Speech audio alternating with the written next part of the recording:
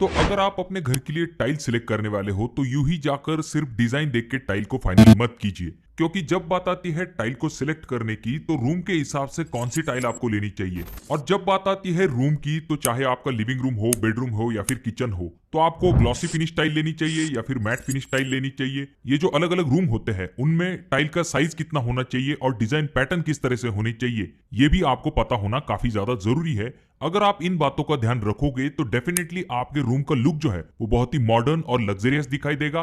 और tile select करते समय आपको यह भी पता होना चाहिए कि कौन सी टाइल आपको अवॉइड करनी है, यानी कि कौन सी टाइल आपको बिल्कुल भी अपने घर के अंदर नहीं लगानी है और उसके पीछे क्या कारण है, ये भी हम आज के वीडियो में जानने वाले हैं। तो सबसे पहले हम शुरुआत करते हैं आपके घर के लिविंग रूम से, यानी कि आपके घर के अंदर का जो हॉल है वो काफी इंपॉर्टेंट होता है, क्योंकि वहां पर मेहमान आते हैं और बाकी लोग जो है वो आपके हॉल से ही आपके पूरे घर का अंदाजा लगाते हैं। तो वहां पर जब भी आप टाइल सिलेक्ट करने वाले हो तो आपको स्पेसिफिकली कलर और डिजाइन की तरफ ध्यान देना चाहिए, जिससे कि वो जो टाइल है वो आपके रूम का जो लुक है वो बड़ा दिखाने में मदद करे, आपके फर्नीचर और कलर के साथ मैच हो सके। तो देखिए दोस्तों, यहाँ पर सबसे पहली चीज आ जाती है जो कि है टाइल के साइज के रिलेटेड। तो जब भी आप लिविंग रूम के लिए टाइल लगाने वाले हो तो आजकल बड़ी बड़ी टाइल्स का जो है वो ट्रेंड आ चुका है। इसीलिए लोग जो है अपने लिविंग रूम के अंदर कम से कम 2x4 की साइज की टाइल लगाते हैं। इससे बड़ी अगर आप टाइल लगाते हो तो अच्छी बात है, क्योंकि जॉइंट कम दिखेंगे, इस वजह से एक सीमलेस लुक जो है वो आपके लिविंग रूम में क्रिएट हो जाएगा।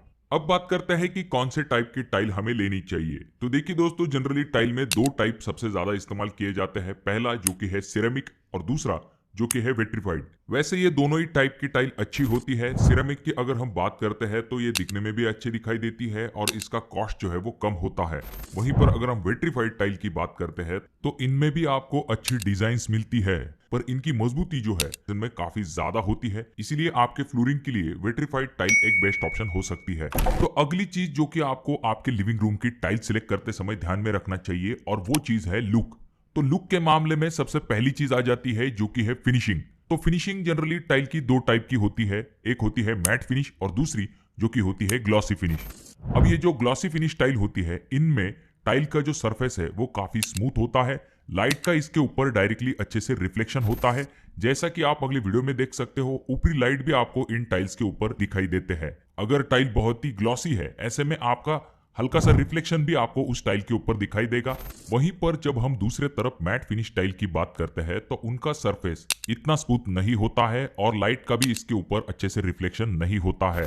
तो इसीलिए जब भी आप अपने लिविंग रूम के लिए टाइल लगवाने वाले हो तो आपको ग्लॉसी फिनिश टाइल की तरफ जाना चाहिए। इसके पीछे कारण ये होता है कि ग्लॉसी फिनिश टाइल के ऊपर लाइट का अच्छे से रिफ्लेक्शन होता है, जिस वजह से आपके लिविंग रूम का साइज बड़ा दिखाई देने में मदद मिलती है और आपने जो अपने फॉल सीलिंग में खूबसूरत लाइट लगाई है उनका भी रिफ्लेक्शन आपके फ्लोरिंग पे आपको दिखाई देगा। कुल मिला के हम ऐसा कह सकते हैं कि एक लग्जरियस और क्लीन लुक देने में ग्लॉसी टाइल आपकी काफी ज्यादा मदद करेंगी आपके लिविंग रूम में। तो इसीलिए लिविंग रूम के लिए ग्लॉसी फिनिश टाइल आपके लिए बेस्ट ऑप्शन हो सकता है।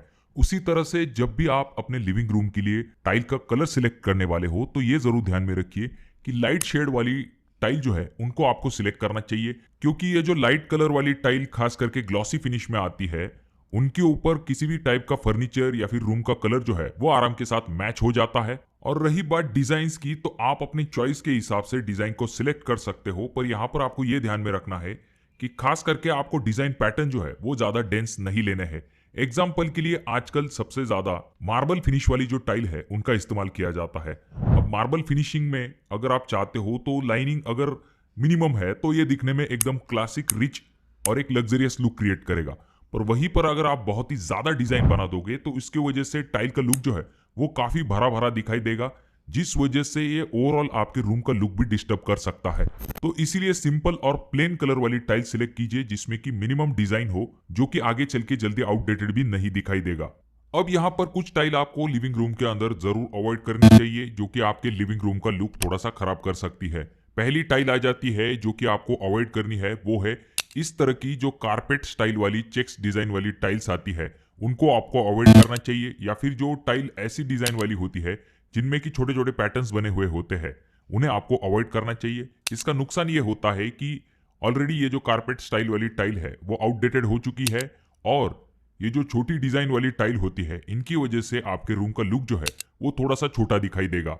तो इसीलिए आपको इस तरह की चेक्स और कारपेट स्टाइल वाली डिजाइन की जो टाइल्स है उन्हें अवॉइड करना चाहिए। साथ में आपने वुडन पैटर्न वाली टाइल्स भी देखी होंगी, वो भी अच्छी होती है पर लिविंग रूम के लिए नहीं, वो दूसरे रूम के लिए बेस्ट होंगी जिनके बारे में हम आगे देखने वाले हैं। और रही बात ब्लैक कलर वाली ग्लॉसी टाइल्स की, तो डेफिनेटली ये हाई एंड लुक देती है पर इनके कुछ नुकसान होते हैं, जैसे कि रूम का साइज जो है वो ब्लैक कलर की वजह से थोड़ा सा छोटा दिखाई देता है। और ये जो ब्लैक कलर वाली ग्लॉसी टाइल होती है इनके ऊपर धूल भी बहुत ही जल्दी विजिबल होती है, इसी वजह से आपको बार बार क्लीनिंग की दिक्कत होती है। अब वीडियो में आगे बढ़ने से पहले जिस तरह से आपको ट्रेंड के हिसाब से टाइल लगवाना जरूरी होता है, उसके लिए आप बड़ी से बड़ी टाइल्स का इस्तेमाल करते हो, जैसे कि बिग स्लैब्स का भी इस्तेमाल करते हो। इन बड़ी टाइल्स की वजह से टाइल ज्वाइंट्स भी कम दिखाई देते हैं और इनका लुक जो है वो बहुत ही मॉडर्न और लग्जरियस दिखाई देता है। और ऐसी बड़ी और मॉडर्न टाइल्स को लेने के लिए हम लाखों रुपए खर्च करते हैं, पर जब बात आती है टाइल्स को लगाने की तो कुछ लोग वहां पर वही पुराने सीमेंट और रेती का मिक्स करके इन बड़ी टाइल्स को दीवारों के ऊपर चिपकाते हैं। अब ऐसे में दिक्कत ये होती है कि ये जो बड़ी टाइल्स होती है इनका वाटर एब्जॉर्प्शन फैक्टर भी बहुत कम होता है, जिस वजह से ये पानी को अपने अंदर ज्यादा नहीं खींचती है। और ऐसी बड़ी टाइल जब आप सीमेंट की मदद से दीवार के ऊपर लगाते हो तो आगे चल के जो सीमेंट है वो जब सिकुड़ता है, ऐसे में आपको टाइल में बहुत ही खोखला साउंड सुनाई देता है। इससे टाइल की लेवलिंग भी खराब हो जाती है और जितनी मजबूत ग्रिप इन बड़ी टाइल को होल्ड करने के लिए चाहिए होती है उतनी स्ट्रॉन्ग ग्रिप आपको रेगुलर सीमेंट में नहीं मिल पाती है, जिस वजह से आगे चल के ऐसी बड़ी टाइल उखड़ के गिर सकती है। तो ऐसे प्रॉब्लम से बचने के लिए आप जो है टाइल एडेसिव का इस्तेमाल कर सकते हो, जैसा कि आप अगले वीडियो में देख सकते हो ग्रेसबॉन्ड प्रीमियम टाइल एडेसिव, जो कि हमारे देश के नंबर 1 टाइल ब्रांड जो कि कजारिया टाइल्स का एक प्रोडक्ट है। ये जो ग्रेसबॉन्ड टाइल एडेसिव है, अगर आप इसका इस्तेमाल करोगे तो आपको हाई बॉन्ड स्ट्रेंथ मिलेगी, जिससे कि टाइल को बहुत ही अच्छी ग्रिप मिलने में मदद मिलती है।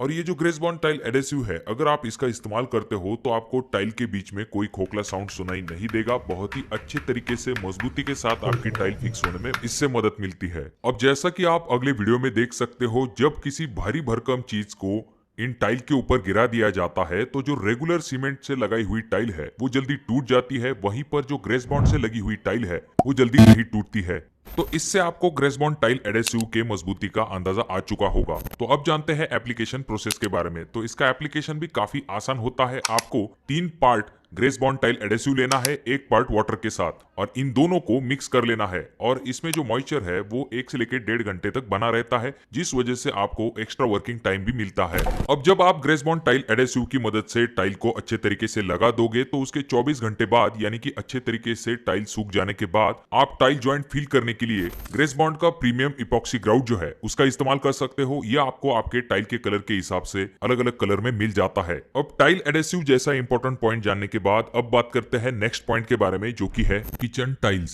देखिए दोस्तों, जब भी बात आती है किचन में टाइल सिलेक्ट करने की तो वहां पर आपको लुक के साथ मेंटेनेंस के तरफ भी खास करके ध्यान देना पड़ता है।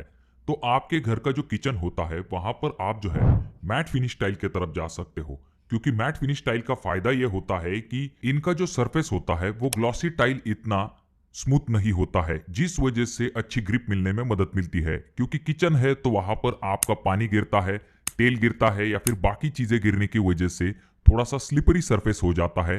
तो ऐसे में वहां पर अगर ग्लॉसी टाइल है तो उसके ऊपर से स्लिप होके गिरने के चांसेस काफी ज्यादा बढ़ जाते हैं। वहीं पर मैट फिनिश टाइल में ये संभावना थोड़ी सी कम हो जाती है, और मैट फिनिश टाइल जो है उनके ऊपर जल्दी दाग धब्बे दिखाई नहीं देंगे, इसी वजह से आपको क्लीनिंग में ज्यादा दिक्कत भी नहीं होती है। और रही बात डिजाइन की, तो आप बेज कलर की तरफ जा सकते हो, सिंपल कलर पैटर्न की तरफ जा सकते हो। अक्सर ही पहले ऐसा देखा जाता था कि मैट फिनिश का मतलब ये होता था कि वही पुराने कारपेट या फिर चेक्स डिजाइन वाली टाइल्स को लगाया जाता था, जो कि अब आउटडेटेड हो चुके हैं। इस तरह के टाइल लगाने के बजाय आपको मैट फिनिश में सिंपल और प्लेन डिजाइन वाली टाइल्स को लगाना चाहिए, जिससे कि किचन का लुक भी अच्छा दिखाई देगा, साइज भी बड़ा दिखाई देगा और आपको इस्तेमाल में भी काफी आसानी होगी। रही बात टाइल की थिकनेस, यानी कि टाइल की मोटाई कितनी होनी चाहिए, तो जब आप घर के अंदर टाइल लगाते हो तो आपको टाइल की थिकनेस कम से कम 9 mm तक रखनी चाहिए। और आप जो किचन के फ्लोरिंग के लिए टाइल लगवाने वाले हो उसका साइज कितना होना चाहिए, तो आप 2x4 के साइज की तरफ जा सकते हो, जो कि आपके लिए बेस्ट ऑप्शन रहेगा। और रही बात किचन की जो वॉल टाइल्स होती है, जो किचन काउंटर टॉप के ऊपर हम लगाते हैं, तो वहां पर आपको डिजाइन की तरफ 2-3 चीजें ध्यान में रखनी चाहिए। सबसे पहली चीज, आपकी जो किचन की वॉल टाइल होती है उनके ऊपर इस तरह के खांचे नहीं बने हुए होने चाहिए, क्योंकि इनके ऊपर धूल या फिर तेल के जो दाग है वो बहुत ही जल्दी विजिबल होते हैं। उसके बाद में पहले हम जो किचन के ऊपर टाइल लगाते थे उसके ऊपर कुछ हाइलाइटर्स का इस्तेमाल किया जाता था, जिनके ऊपर कुछ फलों के डिजाइन होते थे, कुछ चाय कॉफी के जो कप्स होते थे उनको लगाया जाता था, एक दो टाइल लगाई जाती थी। तो आपको ऐसा अभी नहीं करना है। आपको अपने किचन के अंदर इस तरह के हाइलाइटर्स लगाने की जरूरत नहीं है। एक प्लेन कलर की टाइल जो है उसे आपको रखना है, जिससे कि आपका जो किचन प्लेटफॉर्म है वो दिखने में अच्छा दिखाई देगा। तो अब बात करते हैं बेडरूम के बारे में। तो देखिए दोस्तों, बेडरूम में आप बहुत सारे टाइप के एक्सपेरिमेंट फ्लोरिंग के साथ कर सकते हो। यहाँ पर ध्यान देने वाली बात यह होती है कि बेडरूम में आपका जो बेड होता है, या फिर जो आपका वार्डरोब होता है, या फिर जो ड्रेसिंग यूनिट होता है, उसके नीचे आपका जो फ्लोरिंग का बहुत सारा एरिया जो है वो कवर हो जाता है। यानी कि बहुत ही कम प्रमाण में आपकी टाइल जो है वो विजिबल होती है। तो इसके लिए आप क्या कर सकते हो, जो कोई भी टाइल आपको अच्छी लगती है, जैसे कि आपको वुडन टाइप की टाइल अच्छी लगती है, मैट फिनिश टाइल अच्छी लगती है, तो आप उन टाइल का इस्तेमाल जो है अपने बेडरूम के अंदर कर सकते हो। और रही बात इतना कम एरिया अगर दिखाई देता है, तो टाइल का साइज अगर आप कम रखते हो तो भी ज्यादा दिक्कत नहीं होगी। 2x2 या फिर 2x4 की साइज की टाइल जो है उन्हें आप अपने बेडरूम के अंदर लगवा सकते हो। तो अब अगर हम बाथरूम के बारे में बात करते हैं, तो बाथरूम में भी सबसे पहले हम बाथरूम की जो फ्लोरिंग होती है उसके बारे में बात करेंगे। तो जो बाथरूम की फ्लोरिंग है उसके लिए आपको वॉल टाइल से मैच होने वाली टाइल ही लगवानी है। और यहाँ पर आपको सबसे इंपॉर्टेंट चीज ये ध्यान में रखनी है कि बाथरूम के अंदर जो आप फ्लोरिंग लगाने वाले हो वहां पर आपको एंटी स्किड टाइल के तरफ जाना चाहिए।